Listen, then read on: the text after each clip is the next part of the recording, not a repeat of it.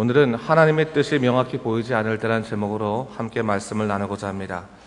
어제 이어서 엘리바스의 변론에 대한 이 욥의 응답을 살펴보겠습니다. 그동안 우리가 욥기를 공부하면서요, 분명히 알 수 있는 것이 하나 있습니다. 이는 하나님께서 당신의 뜻을 명확하게 우리에게 드러내지 않은 이상은 인간이 하나님을 전적으로 이해할 수 있다는 것은 불가능하다는 사실입니다. 사실 욥의 고난의 이유도 하나님께서 그에게 완전하게 설명해 주지 않으셨습니다. 그래서 욥이 더 답답할 수밖에 없었던 것입니다. 자신은 하나님을 너무나 사랑하고 매 순간 하나님 뜻에 순종하며 살아가려 하는데 도무지 받아들이기 힘든 고난 앞에서 그가 영적으로 혼란스러울 수밖에 없었던 것입니다. 바로 그런 경우 믿는 자들에게도 이 하나님의 뜻이 명확히 보이지 않기 때문에 참 답답한 그 마음들을 우리가 경험할 수 있습니다.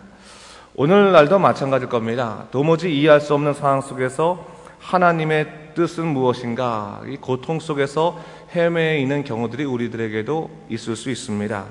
하나님께서 조금만 힌트를 주시면 잘 견디겠는데 도무지 이해할 수 없고 용납할 수 없는 것들 때문에 이 답답함을 느낄 때가 있습니다. 근데 여러분, 오늘 우리가 이 욥기를 잘 읽다 보면요, 하나님께서 당신의 사람들을 깨우치는 방식 속에서 한 가지가 더 있음을 보게 됩니다.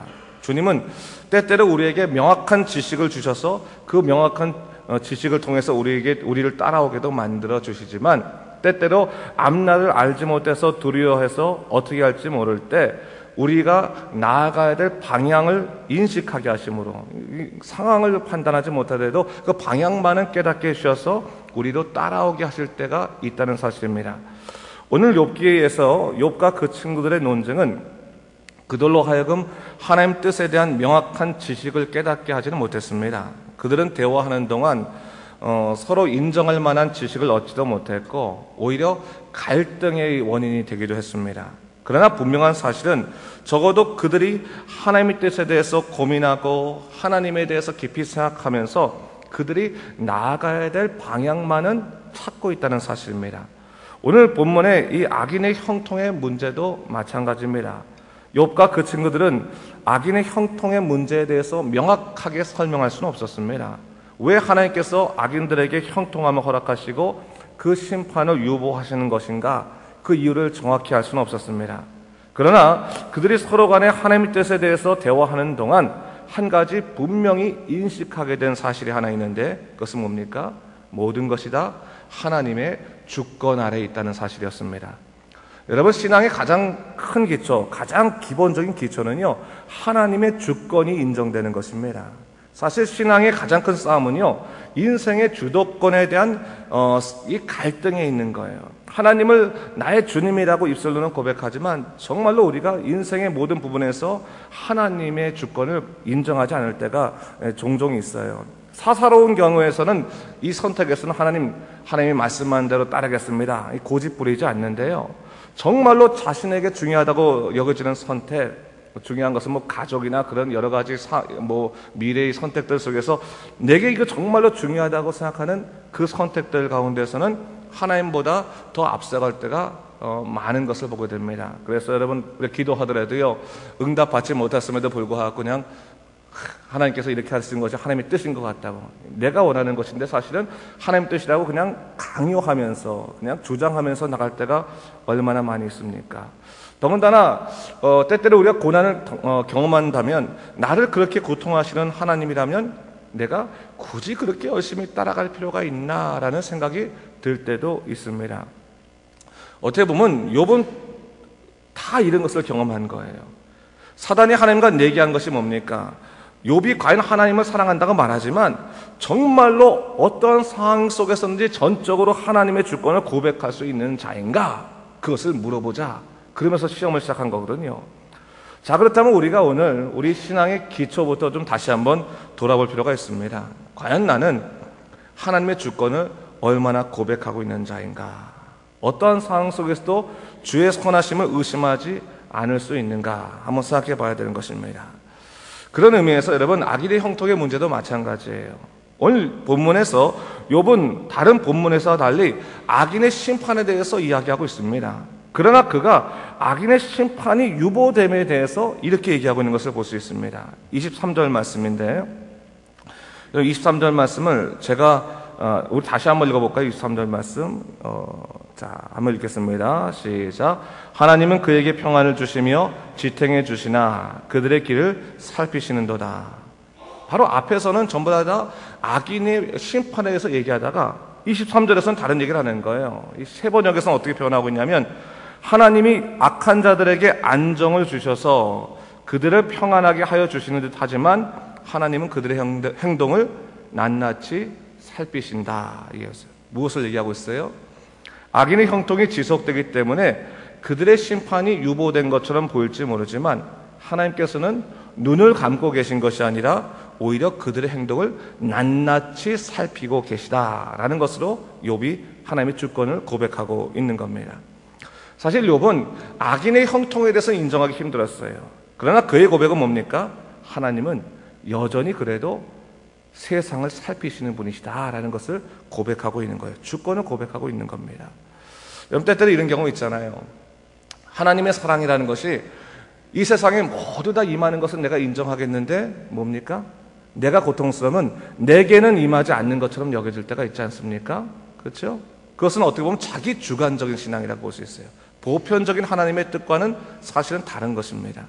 오늘 이 욥이 바로 그것을 고백하는 겁니다. 하나님께서 이 세상을 향해서 뜻이 계시는데 중요한 것은 뭡니까? 가장 중요한 것, 어떤 상황 속에서든지 하나님의 주권은 이 세상 속에서 여전히 살아계시다. 하나님께서는 이 세상을 돌아보는 분이시다라는 것을 분명히 얘기하고 있는 것입니다. 오늘날 우리도 마찬가지입니다. 여러분, 하나님의 사람들이 악한 자를 대할 때요, 하나님을 대신하려고 하는 성급함이나 교만함을 가져서는 안 됩니다. 하나님의 섭리 안에서 그들의 문제를 주님께서 인도해달라고 기도해야 되는 것이지, 비록 하나님의 뜻이 명확히 보이지 않는다 할지라도 우리가 주님의 뜻 그 이상으로 넘어가서는 안 되는 것이죠. 이게 중요한 그렇습니다. 신앙의 기초가 아까도 말했지만 뭐라고 그랬어요? 하나님의 주권을 인정하는 거라고 했습니다. 근데 여러분 잘 아실 것이 뭐냐면 내가 하나님 주권 인정했습니다, 결단한다고 인정이 되는 건 아니에요. 사실은 어떻게 보면 이것은 뭐와 같냐면 뭐라고 할까요? 스펀지가 있는데 그 스펀지에다가 물을 붓는 거와 비슷한 겁니다. 물을 부으면 처음에 물을 탁 했을 때는 스펀지에 물이 그 겉에만 조금 이게 묻지 않겠습니까? 근데 물을 끊임없이 계속 붓다 보면 뭐예요? 나중에 그 스펀지에 물이 깊숙이 젖게 되는 것을 볼 수 있습니다.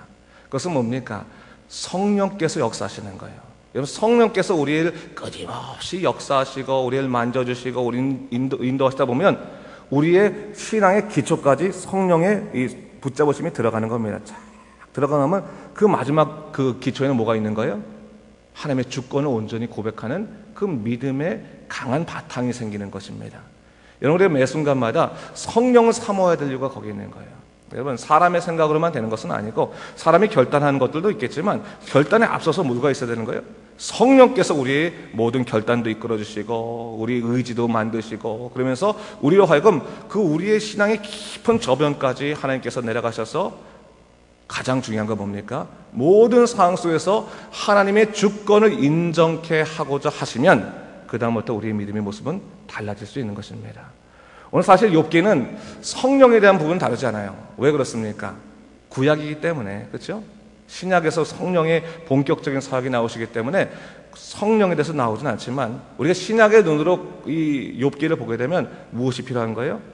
성령의 만지심이 필요한 것이다. 이 욥과 그 친구들이 어떤 한계에 놓이게 된 거예요?